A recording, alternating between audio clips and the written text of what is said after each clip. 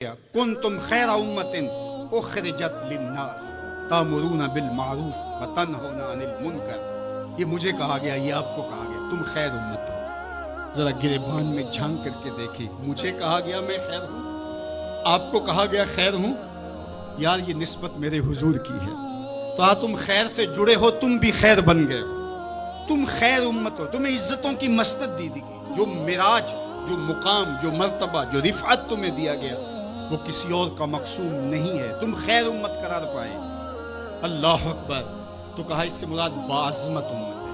دوسرا معنی با کمال امت، جو عزت، جو شرف، جو مرتبہ، جو مقام تمہیں دیا گیا، جو کمال، عروج اور بانکپن تمہارا مقصود ہے، وہ کسی اور امت کا مقصود نہیں ہے.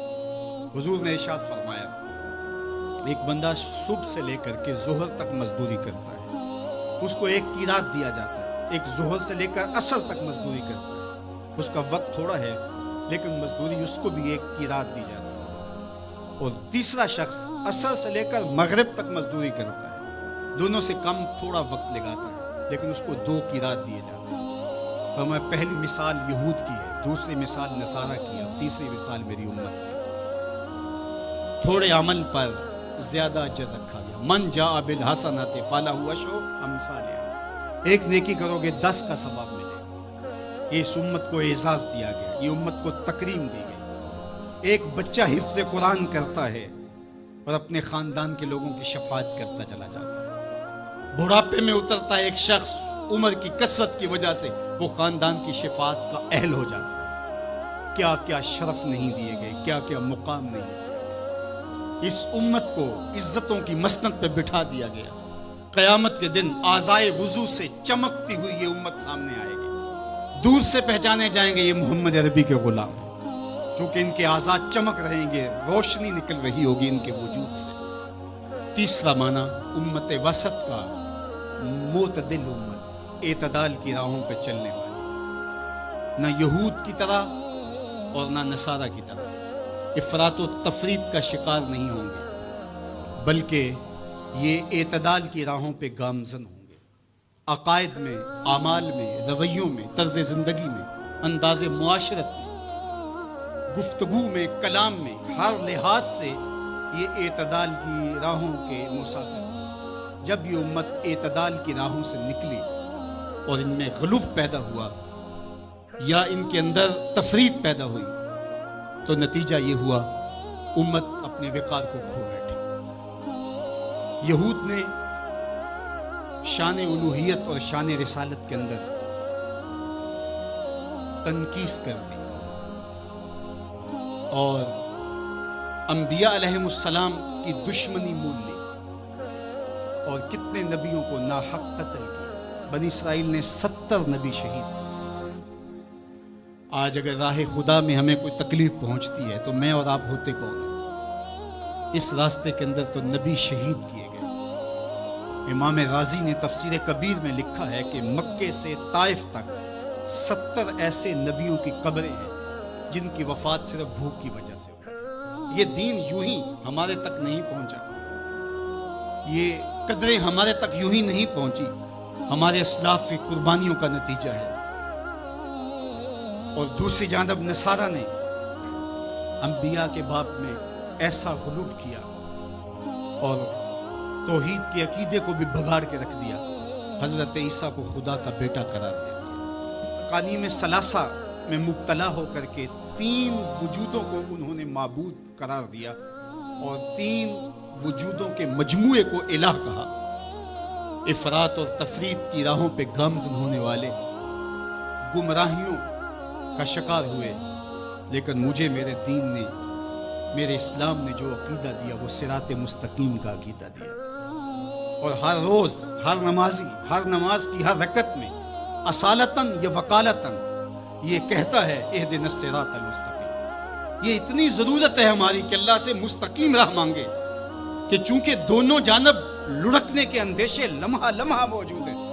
پھر اس کو اجالنے کے لیے آگے کہہ دیا کہ غیر المغضوب علیہم ولا الضالین، یعنی نہ تو گمراہوں کا راستہ اور نہ جن پر تیرا غضب ہوا ان کا راستہ، نہ افراط نہ تفریط کی راہ، مالک مجھے مستقیم راہوں کا مسافر رکھنا، سیدھی راہ پہ گامزن رکھنا، کیونکہ سیدھی راہ پہ گامزن ہونا ہی ہدایت کی علامت ہے۔ جب ترازو کے دونوں پلڑے برابر رہتے ہیں تو اس کو عدل کہتے ہیں، اسی سے اعتدال نکلا ہے۔ کوئی پلڑا جھکا نہیں تو عدل کا نظم خراب نہیں ہوا۔ تم لمحہ لمحہ عدل کی راہوں پہ گامزن رہو گے، اپنا محاسبہ کرتے رہو گے، اپنے عقائد کا محاسبہ کرتے رہو گے، تمہارے عقائد میں خرابی نہیں آنی چاہیے۔ تمہارے 3 بنیادی عقیدے ہیں، عقیدہ توحید، عقیدہ رسالت اور عقیدہ آخرت۔ ان عقیدوں میں کبھی بھی بگاڑ نہ آنے دینا۔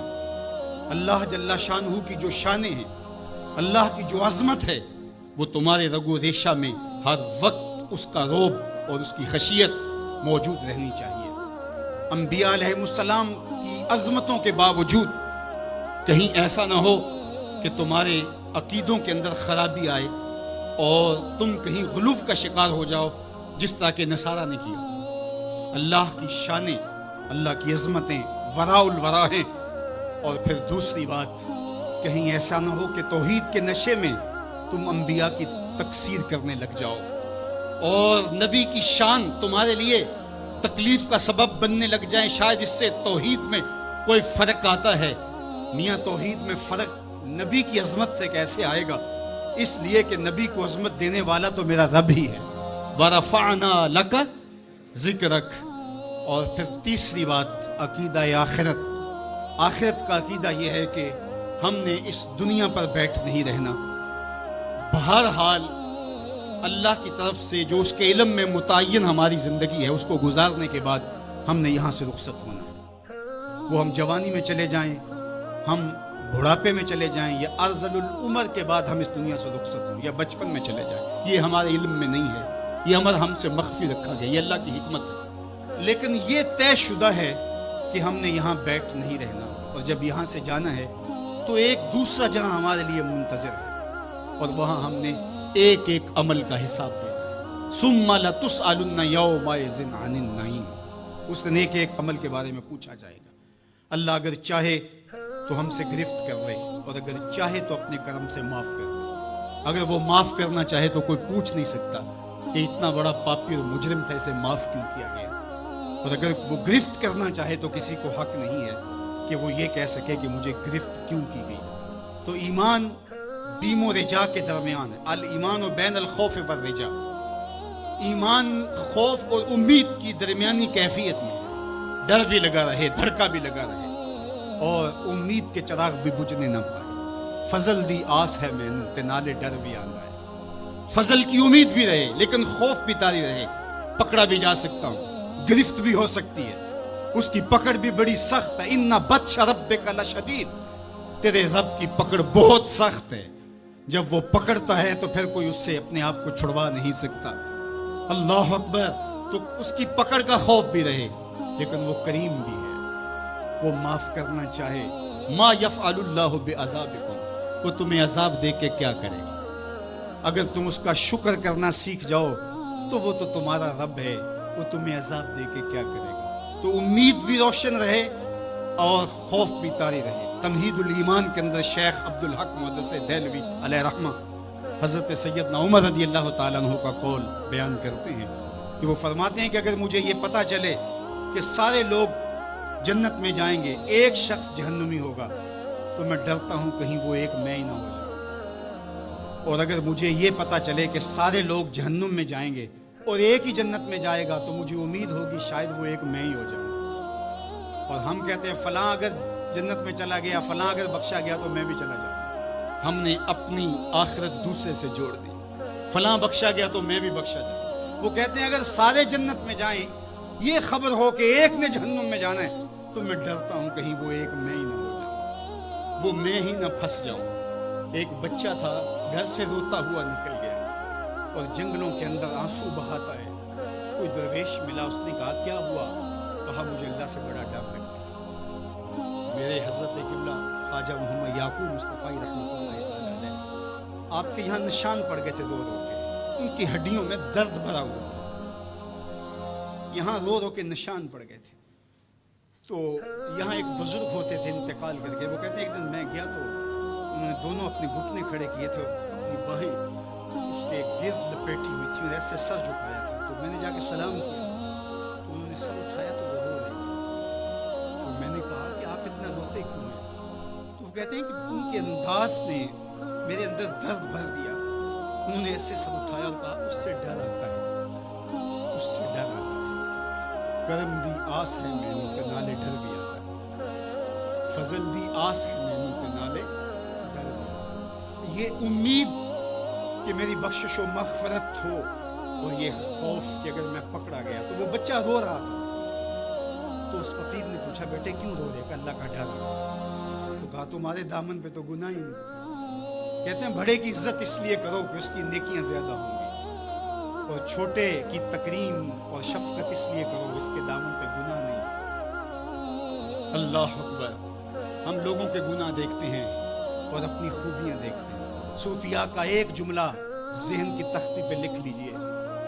جب عیب دیکھنے کا شوق آئے وہ کہتے ہیں اپنے اندر اتر جاؤ، اور جب خوبیاں دیکھنے کا شوق آئے تو دوسروں کو دیکھو. دوسروں کو دیکھو، کسی کے اندر کوئی خوبی، کسی کے اندر کوئی خوبی. تو کہا کہ اللہ سے ڈر آتا ہے. تو کہا کہ بیٹے تم نے تو گناہ ہی کوئی نہیں کیے. تو کہا آج میں نے عجیب ماجرا دیکھا جس نے مجھے گھر سے نکال دیا. کہا کیا؟ کہا کہ میری ماں کھانا پکانے کے لیے چولہے میں آگ جلانے لگی. تو اس نے لکڑیاں رکھی تو لکڑیوں کو آگ نہیں لگ رہی تھی. تو اس نے چھوٹی چھوٹی لکڑیاں توڑ کے پہلے نیچے رکھی اور پھر ان کو آگ لگائی. ان کو آگ لگی تو پھر بڑی لکڑیوں کو بھی لگی. تو میں روتا ہوا گھر سے بھاگ آیا ہوں جنگل میں. کہیں ایسا نہ ہو کہ قیامت کے دن بڑے بڑے مجرموں کو آگ نہ لگے تو چھوٹے چھوٹوں کو رکھ دیا جائے. تو جب خوف سرایت کرتا ہے تو یہاں عمر نہیں دیکھی جاتی. اور بڈھا پاپی سب سے بدترین شخص وہ ہے جو بڑھاپے کے باوجود بھی بدکاری نہیں چھوڑتا. کہتے ہیں جب کوئی بندہ 40 سال کا ہوتا ہے پھر اس کا عذر باقی نہیں رہتا. 40 سال تک اس کا عذر باقی رہتا ہے، لیکن جب 40 سال کا ہو جائے اب سن کہولت میں آ گیا، اب اگر وہ گناہ کرتا ہے تو کوئی عذر نہیں ہے.